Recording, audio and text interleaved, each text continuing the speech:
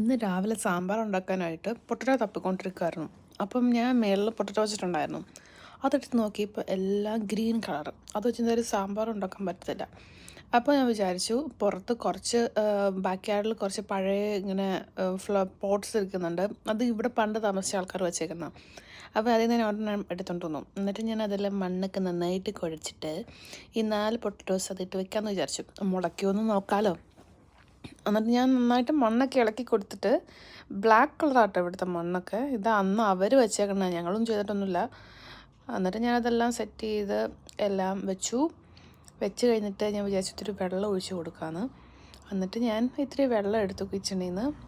വെള്ളം എടുത്തിട്ട് ഞാൻ ജസ്റ്റ് ചുമ്മാ അതിൽ ഇത്തിരി മേളിക്കടി ഇങ്ങനെ ഒഴിച്ചു കൊടുത്തു. എന്താവുമെന്നൊന്നും അറിയത്തില്ല, ജസ്റ്റ് ചുമ്മാ പരീക്ഷണം ആദ്യമായിട്ട് എന്തോ തോന്നി. അതുകൊണ്ട് വെള്ളമൊക്കെ ഒഴിച്ച് സെറ്റ് ചെയ്ത് വെച്ചു. ഇനി അത് ഒരു 2 months എടുക്കുമായിരിക്കും തോന്നണം, അറിയത്തില്ല. നമുക്ക് നോക്കാം ഇടയ്ക്കിടയ്ക്ക്. ബൈ.